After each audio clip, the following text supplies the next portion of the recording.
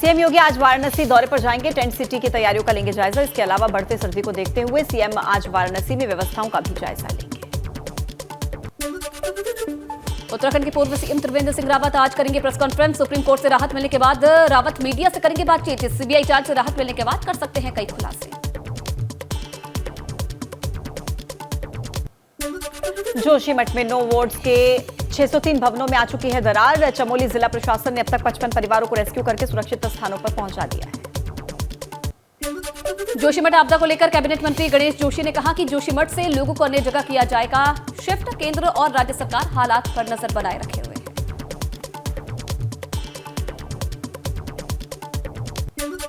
जोशीमठ आपदा को देखते हुए सचिवालय में एसडीआरएफ ने कंट्रोल रूम बनाया है और राज्य सरकार ने जोशीमठ मामले में हालातों पर नजर बनाए रखने के निर्देश भी जारी किए।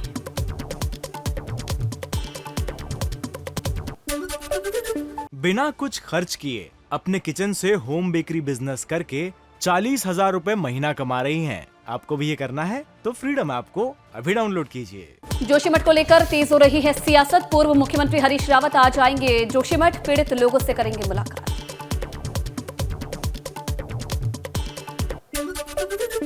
नोएडा अथॉरिटी की सीईओ रितु महेश्वरी को 1 महीने जेल की सजा सुनाई गई है। एक भूखंड आवंटी और विकास प्राधिकरण के बीच करीब 18 साल के चल रहे मुकदमे में जिला उपभोक्ता फोरम ने आदेश जारी किए। जालौर में शराब माफिया पर बड़ा एक्शन। माफिया वीरेंद्र सिंह की 5 करोड़ 80 लाख रुपए की अवैध संपत्ति कुर्क। गैंगस्टर एक्ट के तहत हुई कार्रवाई। बुलंदशहर के गुलावटी कोतवाली क्षेत्र हमीरपुर कुचेसर हाईवे पर ताबड़तोड़ फायरिंग हुई। हमलावरों ने बीडीसी सदस्य के बेटे को गोली मार दी। गोली लगने से युवक की हत्या। मरने से पहले मृतक ने हमलावर का नाम लिया। कासगंज में कोहरे के कारण एक कार पेड़ से टकरा गई और कार सवार 6 लोगों में 4 की मौके पर ही मौत हो गई, जबकि 2 लोग गंभीर रूप से घायल हो गए।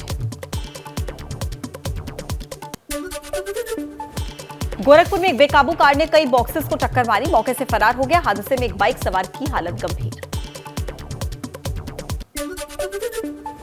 ग्रेटर नोएडा में कोफोर्स कंपनी के 2 पीएसओ के बीच कहासुनी हो गई। इस दौरान एक पीएसओ ने दूसरे पीएसओ को गोली मार दी, जिसकी इलाज के दौरान मौत हो गई। पीलीभीत में घर के अंदर ही एक डॉक्टर का शव लहूलुहान हालत में मिला है। शव को कब्जे में लेकर पुलिस मामले की जांच कर रही है। गोरखपुर पुलिस ने नाम बदलकर अवैध रूप से तैयार अस्पताल को सीज किया। आरोपी संचालक को किया गिरफ्तार। महराजगंज जिला अस्पताल में 2 घंटे बिजली गुल रही। डॉक्टर ने टॉर्च जलाकर इमरजेंसी में मरीजों का इलाज किया।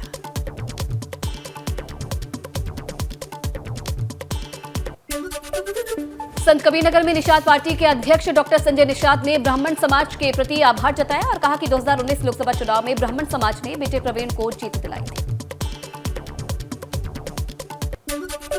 अयोध्या के संतों ने महाराष्ट्र के मुख्यमंत्री एकनाथ शिंदे को आमंत्रण पत्र भेजा है। पत्र में लिखा है कि महाराष्ट्र के मुख्यमंत्री अयोध्या आकर के भगवान रामलला का दर्शन पूजन करें।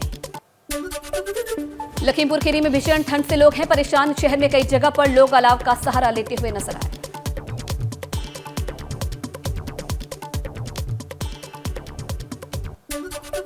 अखिलेश यादव से मिले चंद्रशेखर आजाद। कहा, बिहार में शुरू हुई जाति जनगणना तो पूरे देश में क्यों नहीं। अखिलेश यादव से मिलकर जन आंदोलन की तैयारी पर चर्चा हुई।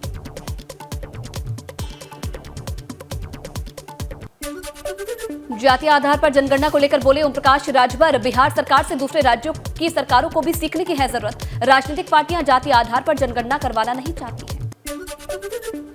अखिलेश यादव ने अजमेर शरीफ के लिए भेजी चादर। कौमी सौहार्द की दुआ के साथ होगी पेश। ख्वाजा गरीब नवाज के सालाना उर्स पर 29 जनवरी को चढ़ेगी चादर।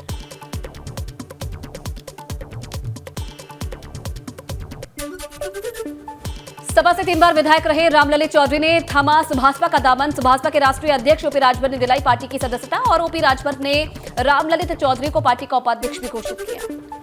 अपना दल एस के प्रदेश अध्यक्ष राजकुमार पाल ने ओपी राजभर पर किया कटाक्ष। कहा कि जिसके पास ताकत नहीं होती वो लड़ने का माद्दा रखता है। ताकतवर व्यक्ति ऐसी बातें नहीं करता।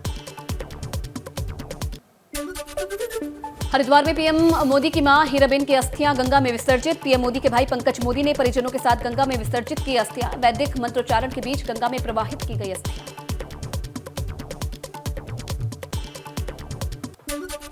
यूपी मदरसा बोर्ड के चेयरमैन इफ्तिकार अहमद जावेद ने बाल संरक्षण आयोग से पत्र पर फिर से विचार करने को कहा। इफ्तिकार अहमद जावेद बोले, मदरसों के बच्चों को दी जा रही मॉडर्न शिक्षा। मैं खुद काशी हिंदू विश्वविद्यालय में पढ़ा हूं।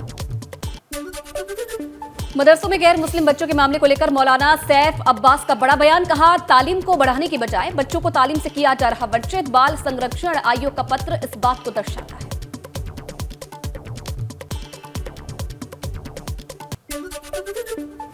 सीतापुर में सांसद राजेश वर्मा की मां के निधन पर शोक व्यक्त करने पहुंचे कैबिनेट मंत्री सुरेश खन्ना। कांग्रेस की भारत जोड़ो यात्रा पर कसा तंज। कहा, कांग्रेस ने हमेशा डिवाइड एंड रूल किया है। केंद्रीय राज्य मंत्री एसपी सिंह बघेल ने कांग्रेस पर बोला हमला। कहा, कांग्रेस की तुष्टीकरण की राजनीति ने देश को तोड़ा है। राहुल और प्रियंका का कोई जादू नहीं है। पिछड़ा वर्ग आयोग की मेरठ मंडल के लिए गाजियाबाद में बैठक हुई। ओबीसी आरक्षण पर चर्चा और समीक्षा हुई। 5 जिलों के जिलाधिकारी से भी रिपोर्ट मांगी गई। बिना कुछ खर्च किए अपने किचन से होम बेकरी बिजनेस करके 40,000 रुपए महीना कमा रही हैं। आपको भी ये करना है तो फ्रीडम ऐप को अभी डाउनलोड कीजिए।